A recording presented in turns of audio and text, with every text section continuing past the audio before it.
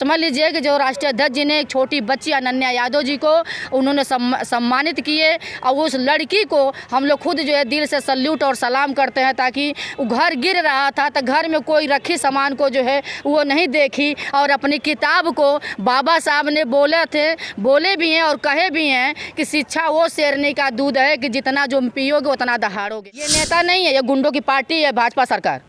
ये जो है कुछ करने वाली नहीं है, ना कुछ करेगी ना कुछ करने देगी। वो बात आप सपा कार्यालय आई हैं और अंबेडकर नगर से एक बच्ची आई है जिसको कि मतलब गरीबी रेखा से वो नीचे है बच्ची, और शायद उसके झोपड़ी को डीएम ने उसको वो पढ़ रही थी और तभी डीएम ने उस पर बुलडोजर चलाया और वो किताब लेकर भागी है। तो एक वीडियो वायरल हुआ था, तो आज उसको आपके राष्ट्रीय अध्यक्ष जी ने बुलाया और उसको कुछ धनराशि भी शायद प्रदान की है। उसके बारे में आप क्या कहना चाहेंगे? जी बहुत बहुत धन्यवाद पहले हमारे मीडिया भाइयों को, ताकि उनके तक और हमारे समाजवादी पार्टी के जितने पदाधिकारी हैं उनके तक सूचना और वीडियो पहुंचने से ही पता चला।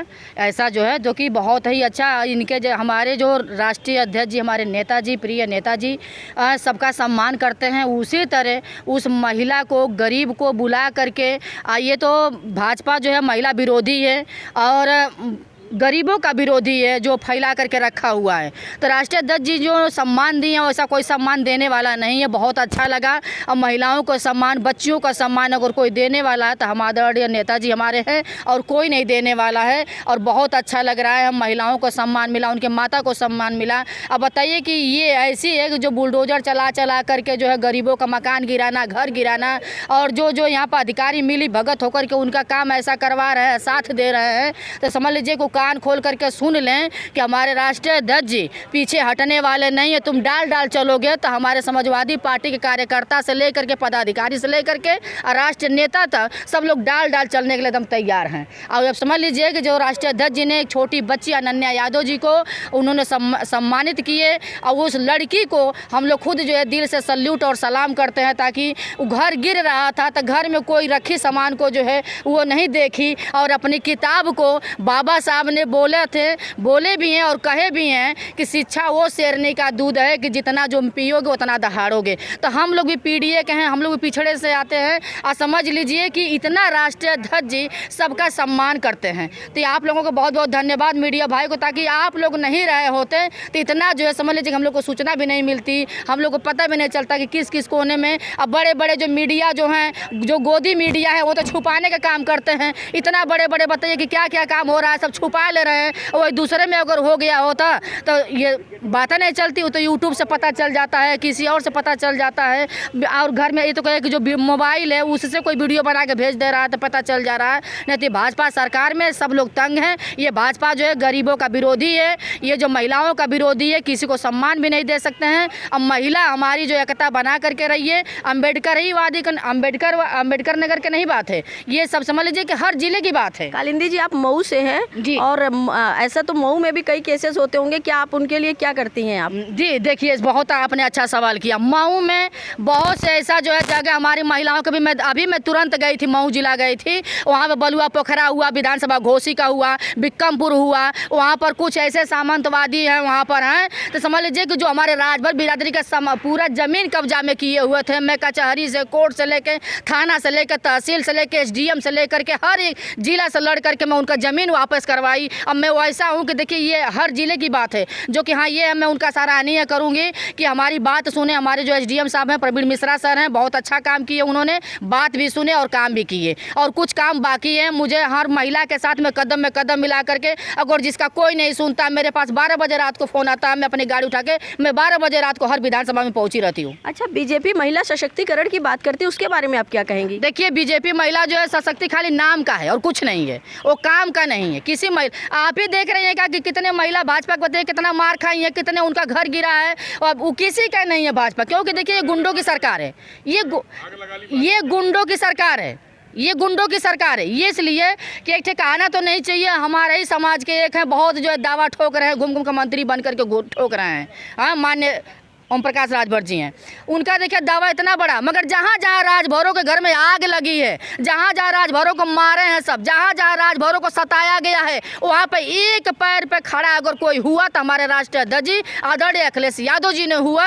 और सारा समझ लीजिए कि उन लोगों को मदद से लेकर के हर एक चीज़, महिला से लेकर बच्चियों से लेकर के मदद उन्होंने की है। और हर महिला को करते मैं तो कहती हूँ कि मेरे समाज का किसी के बहकाव मत जाइए और साइकिल पर बटन दबा करके 2027 में उनकी सरकार बनाइए और ये भेदभाव छोड़ दीजिए। किसी का कोई आगे नहीं बढ़ाने वाला है, बिना समाजवादी या पीडीए के परिवार हो, मैं भी पीडीए के हूँ, तो हम लोग पिछड़ा दलित और अल्पसंख्यक जो भी अगड़ा जितने भी हमारे विधानसभा के हैं, 4 विधानसभा हमारे जिले में आता है, मधुबनी आता है, घोसी आता है, मोहम्मद गोना विधानसभा आता है, सदर आता है, उसमें 40-40 सेक्टर है। उसमें जो हमारे विधानसभा में जो है 395 बूथ है, घोसी में है 422 बूथ है, सदर में 422 बूथ है, मधुबन में 422 बूथ है। हम तो सबको कहेंगे कि हमारे महिला हमारी जितनी है आधी आबादी 1 नंबर पर रही है। मैं सबके जो भी दिक्कत पड़ेगी राष्ट्रीय अध्यक्ष जी का बात पहुंचाएंगे। अब मैं समझ लीजिए कि मैं जिस समाज से आती हूँ, राष्ट्रीय अध्यक्ष जी ने बहुत मुझे सम्मान करते हैं, मैं उनको कोटि कोटि प्रणाम करूंगी। हमारे नेता जैसे कोई नेता नहीं है। अच्छा, बहुत सारी महिलाएं आपके पास आती होंगी, बीजेपी की भी रहती होंगी, जी। जिनके साथ अन्याय हो रहा है, तो उनके लिए आप क्या करती हैं? देखिए,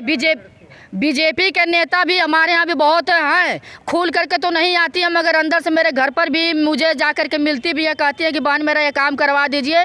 मैं उनका काम कराती हूँ, चाहे तहसील में हो, चाहे थाना पर हो, चाहे चौकी पर हो, चाहे कचहरी में हो, अच्छा कहीं भी उनको जाना पड़ जाएगा, मैं उनके लिए काम करती रहती हूँ। काम का मतलब ये हुआ, किसी का अगर देखिए ज़मीन के लेकर लफड़ा हुआ, लेखपाल कहीं यहाँ से लेकर खूंटा वहाँ गाड़ देता है, तो वो उनकी झगड़ा उनका हो गया। किसी के घर में किसी का लड़का थाना में बंद हो गया, और थाना में बंद, मैं समझ लीजिए कि जो लड़का गलती भी नहीं करा है, तो जिसके पास जो ज़्यादा पैसा है, किसी गरीब आदमी को फंसा देता है, उसकी कोई नहीं सुनता है। मैं उसको ले जा करके थानेदार से बात करती हूँ, सीओ से बात करती हूँ, चौकी इंचार्ज से बात करती हूँ, मैं उनकी हर तरह से मदद करती हूँ। अच्छा, बीजेपी वाले कहते हैं कि सपा जो है गुंडों की सरकार है, ऐसे इसके बारे में आप क्या कहेंगे? वो तो पता है, आपको चल ही रहा है, मेरी बहन आप भी महिला हैं, हम भी महिला हैं, कि किसकी सरकार में कौन गुंडा पैदा हो रहा है। वो तो वॉशिंग मशीन है, इधर से डालोगे उधर से साफ सुथरा निकलेंगे सब, है ऐसा है। वो तो खुद गुंडा का पार्टी है, और उनके मुख्यमंत्री जब खुद गुंडाई में करते हैं तो दूसरे के कहाँ ले कर सकते हैं। भाजपा के एक कार्यकर्ता को सबको पता है कि कौन गुंडाई कर रहा है, कौन नहीं गुंडाई कर रहा है। और इनकी सरकार, ये नेता नहीं है, ये नेता नहीं है, ये गुंडों की पार्टी है भाजपा सरकार। ये जो है कुछ करने वाली नहीं है, ना कुछ करेगी ना कुछ करने देगी, वो बात है। तो हमारे जितने अगर कोई भी काम वो गिना दे, 10 गो तो काम गिना दे कोई भाजपा का, कोई 10 गो काम तो गिना दे, 10 गो काम गिना दें। खाली फीता काटना है। अभी देखे हैं कि अभी बता रहे हैं कि परियोजना आया हुआ है, मैं उसको आगे बढ़ाऊंगा। 2017 का आया हुआ, 2017 में कौन मुख्यमंत्री थे बताइए? आदरणीय हमारे राष्ट्रीय अध्यक्ष जी थे ना, इन्होंने जितना प्रोजेक्ट लाए, जितना वहाँ उन्होंने अपना बात रखी, कहाँ पे क्या विकास करना है, उसका सिर्फ ये फीता काटे और गांव और शहर का नाम सिर्फ बदले हैं और कुछ नहीं काम किए हैं। ये कालिंदी जी, वक्फ बोर्ड के बारे में आपका क्या कहना है? देखिए, ये वक्फ बोर्ड जो है हमारे लिए नहीं है, मुसलमान के लिए नहीं है, सबके लिए ही है, ठीक है। वक्फ बोर्ड की जो बात आ रही है, पुरुषों की तो बात बहुत वहाँ पर सुना जा रहा था। हमारी 2 ही सांसद बस खाली वहाँ पर थी, मुस्लिम में थी। अब बीजेपी में थी, एको नहीं मुसलमान थे, न महिला है न पुरुष, कोई सांसद थे नहीं। तो बीजेपी तो कोई बोलने वाला नहीं था। और वो आप सुनिए, सबसे बड़ी बात यह है कि वो जो लिस्ट जो निकाल रहे हैं, वो कर रहे हैं, वो अपनी नाकामी छुपा रहे हैं और कुछ नहीं कर रहे हैं। संशोधन चाहते हैं कि वक्फ बोर्ड बिल में संशोधन हो? देखिए, संशोधन का हम तो कहते हैं खत्म होना चाहिए, वक्फ बोर्ड बिल खत्म होना चाहिए, इसलिए कि इससे सबका नुकसान है। आप बताइए कि आपने कई करोड़ रुपया विदेश से लेकर के बैठे हैं, और कई करोड़ रुपया ना कई अरबों खरबों के आपने कर्जदार पूरे भारत का बना दिया। पैसा तो मोदी जी दे नहीं पा रहे हैं, माननीय मोदी जी, हाँ कुछ भी नहीं कर रहे हैं। सबसे बड़ी बात यह है कि हम लोग हिंदू मुस्लिम सिख ईसाई सब भाई हैं, हम लोग हैं। और सबसे बड़ी बात है कि सब लोग बराबर के हकदार हैं। अगर जो ज़मीन हमारी वक्फ बोर्ड की है, यह नहीं है कि बस खाली उन्हीं के लिए। हाँ, आप बताइए कि वक्फ बोर्ड का तो निकाल दिए, बिल पास करवा रहे थे, मंदिरों को क्यों नहीं पास करवा रहे थे? मंदिरों को तो सोचना चाहिए, बोलना चाहिए ना मंदिरों के बारे में, कि वो मंदिर के पीछे, मंदिर के आड़ में आम जनता को मारा जा रहा है, और आम जनता का पैसा लूट करके, ये चंदा में लेकर के, इसे लेकर के, बताइए कितना घोटाला हुआ अयोध्या राम मंदिर में हुआ, कितना घोटाला हुआ, सब कुछ में हुआ। अगर वो कर रहे हैं तो सब में होना चाहिए ना, सब में तो होना चाहिए। वक्फ बोर्ड जो हुआ है ये गलत हुआ है, इसके लिए विरोध सबको करना चाहिए। जो कि ज़मीन है, देखिए सबसे बड़ी बात ये है कि अगर ज़मीन कटा है तो ये कहा जाता है कि जो आबादी हुआ, बंजर हुआ, जैसे हम लोग में बोला जाता है आबादी बंजर हुआ, नवीन पड़ती हुआ, तो लोग कहते हैं कि जो आबादी है तो जो गरीब है अगर चकबंदी हो गया, गाँव से कट करके निकलता है, तो जिसको पास ज़मीन नहीं है, घर नहीं है, तो उनको जो है दिया जाता है और उनको बसाया जाता है। तो ऐसी बात है। और बहन देखिए थोड़ा सा हम वक्फ बोर्ड पर बोलना भी चाहेंगे। आप जो बोली हैं मैं कुछ लिख करके लाई भी हूँ।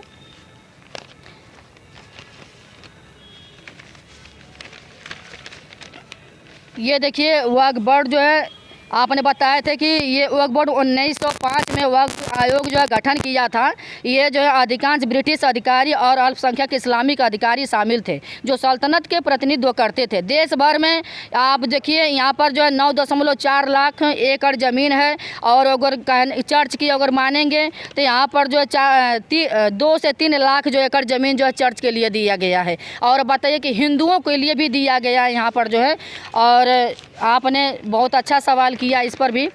अब वक्फ बोर्ड का देखिए बिल अगर पास हुआ है तो इसमें जो है सारे बदलाव हो जाएंगे। इसके बाद वक्फ बोर्ड किसी के ज़मीन पर जबरन कब्जा नहीं कर पाएंगे, ये तो बताया गया था। मगर देश में पहला ये जो वक्फ बोर्ड अधिनियम 1954 में बनाया गया था, इसके तहत वक्फ बोर्ड का गठन किया गया था। इसके बाद मकसद वक्फ के कामकाज के सरल बनाने के लिए 1913 में, 1923 में, 1954 में कानून ये पारित हुआ था। कानून आवश्यकताओं का पालन न करना, वक्फ बोर्ड जो है निर्धारित कानून प्रावधानों को जो है विनियमों से जो है पालन न करने पर ये वक्फ बोर्ड जो है खिलाफ कार्रवाई की जा सकती थी। मगर ये तो जो है लेकिन कालिंदी जी एक चीज़ ये भी कहेंगे कि धीरे धीरे चीज़ें बदलती गई, धीरे धीरे वक्फ बोर्ड ने अपना पैर पसारा है। तो शायद ये बिल जो है वो थोड़ा सा इसके फेवर में होगा कि लोग जबरदस्ती किसी चीज़ पे कब्जा ना कर सके। ये देखिए ये ऐसा कुछ भी नहीं था। जैसे ये देखिए मेन मकसद सरकार का है कि सरकार अपनी ये जमीन वक्फ को लेकर के अपने मित्रों को बेचना है। बस देखिए ये जो बता रहे हैं कि जो फैलने वाली बात कर रही हैं ऐसा नहीं है कुछ। देखिए आप जब कह रहे हैं कि डबल इंजन की सरकार है, आपकी सरकार केंद्र में है, आपकी सरकार यहाँ पर है, और उस पर भी कह रहे हैं कि गुंडई है, उस पर भी कह रहे हैं। मेन मकसद उनका है कि ज़मीन बस खाली हथियाओ और बेचो। और 2 गुजराती बेचने वाले हैं तो 2 गुजराती खरीदने वाले हैं। देख रहे हैं उनका ये बिजनेस शुरू हो गया। ये राजनीति खेल रहे हैं, बस खाली कुछ नहीं कर रहे हैं इसमें। ये अपनी नाकामी छुपा रहे हैं। बेरोजगारों को जो है बताइए उसको बहलाने का काम इसमें आ गया है कि मेरी उंगली कोई ना उठा पाए, मेरे ऊपर कोई कह ना पाए, या ऐसा कुछ भी नहीं है। जो कि उंगली उठाने के लिए बस खाली किया गया। बेरोजगारी है, सब कुछ है, महिलाओं के नाकामी छुपाने के लिए, हर एक चीज़ छुपाने के लिए ये जो है बताए आधी रात को इनका सारा काम होता है। हम भी देख रहे थे 2 बजे रात तक जो वोट पड़ रहा था उसमें, यहाँ पर भी 1 बजे रात तक वोट पड़ रहा था।